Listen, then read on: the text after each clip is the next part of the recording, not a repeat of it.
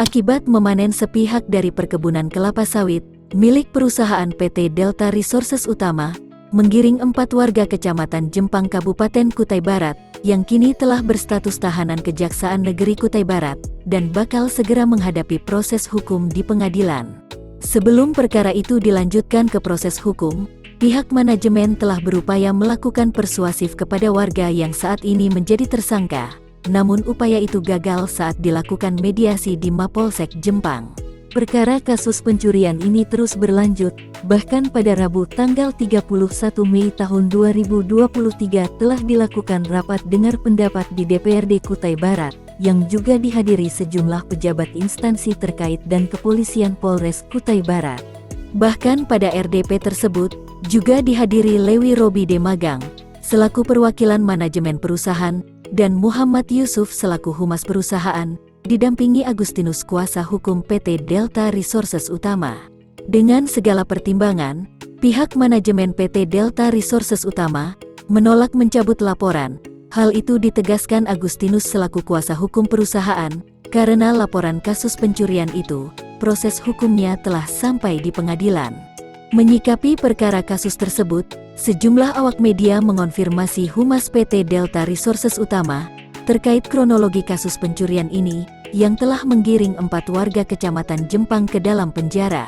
Pada awak media semua, perkenalkan nama saya Muhammad Yusuf, selaku Humas di DHDE. Sekilas kronologis kejadian itu berawal ada kedatangan saudara Ramon ke kantor. Pada saat pengambilan barang talangan berkisar di atas jam 10 siang. Nah, adapun kejadian itu terjadi pada tanggal 30 Oktober, di mana kejadian pemanenan sepihak itu dilakukan di divisi 2 masuk wilayah Tanjung di dalam area perkebunan PT2. Saat itu tanggal 30 Oktober itu sekitar hari Minggu, memang kegiatan operasional kita tidak ada. Karena hari Minggu banyak karyawan ada yang ibadah dan sebagainya. Namun yang kunjungan Pak Ramon ke kantor saat ngambil barang talangan ada menyampaikan kepada saudara rekan kami di staf di kantor Delta, entah itu bercanda atau bagaimana, kami akan memanen buah di Delta. Nah, pada tanggal 30 sore itulah saya diinformasikan oleh saudara Indra by phone sekitar pukul 2 siang. Posisi saat itu saya masih ada di Tanjung Jone ke rumah keluarga saya. Dikabari oleh saudara Indra bahwa, Pak, mohon maaf, saya kemarin lupa menyampaikan Pak Usut, Pak Ramon datang ke kantor, entah dia serius entah bagaimana, dia menyampaikan akan memanen sepihak. Nah, saya bergegas dari Tanjung Jone, saya balik, tibalah sekitar jam 4. Saya menggunakan perahu dari Tanjung Jone ke balik ke Mes. Saya coba komunikasi melakukan patroli dengan anggota Polsek. Indikasi kenapa saya yakin ada dugaan seperti laporan dari rekan saya coba lakukan patroli karena kondisi saat itu musim penghujan. Karena menggunakan truk tidak akan bisa dilakukan kalau menggunakan mobil double.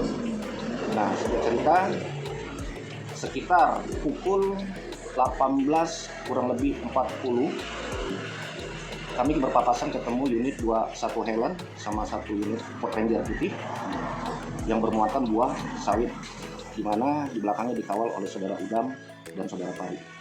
Nah, disitulah berawal kejadian tanggal 30 Oktober. Saya bawa BB-nya langsung ke Polsek Jempang untuk kita minta keterangan. Dan sekilas begitu. Beliau menyatakan pada saat kejadian di TKP, saudara Udam sempat mengeluarkan surat kepada saya, yaitu berita acara notulen. Tapi di notulen itu saya tidak mau berdebat di lapangan karena kondisi sudah agak larut malam, sekitar jam 7 malam. Saya hanya menyampaikan kepada saudara Udam, silakan BB-nya saya bawa ke Polsek, kita ketemu di kantor Polsek.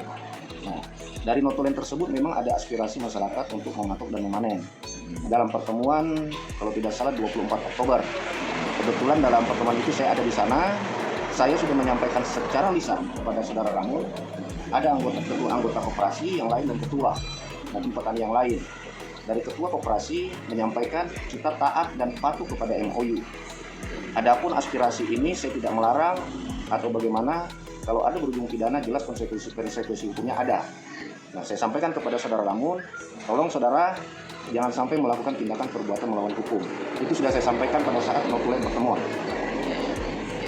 Ada notulen tanggal 24 Oktober, kami sebenarnya sudah ada pertemuan di bulan Maret di Polsek Jempang. Ya, 29 Maret 2022. di mana dalam pertemuan ini disepakati kita semua dengan judul berita acara hasil pertemuan mediasi bersama calon petani plasma, SJSB dan pengurus koperasi dengan PT DUR yang dimediasi oleh Polsek Jepang. Di mana dalam poin ini tertera poin 1, pengelolaan kebun plasma yang bermitra dengan PT DUR sepakat dikelola full manage oleh PT DUR. Poin berikutnya, semua calon petani plasma bersepakat menghentikan aktivitas di luar MOU. Poin berikutnya, jika ada aktivitas liar dan panen sepihak di lahan plasma maupun ITIH, maka akan diproses secara hukum yang berlaku. Dalam perjanjian MOU, perjanjian kemitraan nomor 001 PK _SJSB strip DUR Romawi 3 tahun 2017, perjanjian ini di mana pihak pertama adalah selaku koperasi, pihak kedua adalah pihak perusahaan pada khususnya adalah PT DUR, pihak ketiga adalah calon petani plasma. Di dalam perjanjian kemitraan ini bagi kami dari manajemen cukup jelas di pasal 13 berbunyi sanksi butir 5. Sama-sama baik dari tersangka yang terduga tersangka, ada Pak Demeno Sigit, ada Pak Manajer, ada saya, ada pihak Polsek saat itu Kanit Reskrimnya, dan ada Pak Camat. Harapan dari Pak Demeno Sigit minta bisa menghubungi kuasa hukum perusahaan, yaitu Pak Agustinus.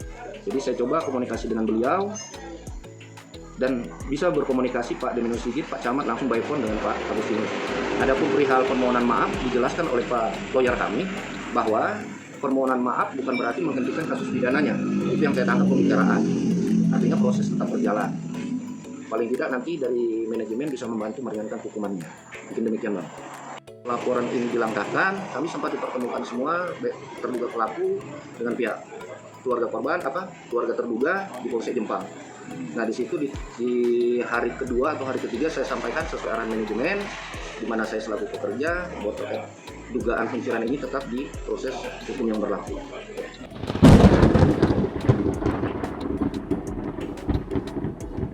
Petani plasma yang bermitra dengan PT DUR, saya mewakili manajemen menyampaikan bahwa plasma khusus PT DUR jelas ada.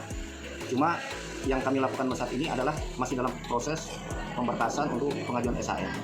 Nah, adapun untuk pemenuhan, kita minta bantuan juga baik dari Muspika, tokoh masyarakat, agar lahan-lahan yang mau kita bangun kebun plasma itu dapat terakomodir. Mungkin demikian. Untuk itu Syamsul mewakili manajemen PT Delta Resources Utama, menyampaikan kepada para petani plasma, tetap ada melalui kemitraan koperasi di wilayah ini. Dari Kutai Barat Provinsi Kalimantan Timur, AJK TV melaporkan.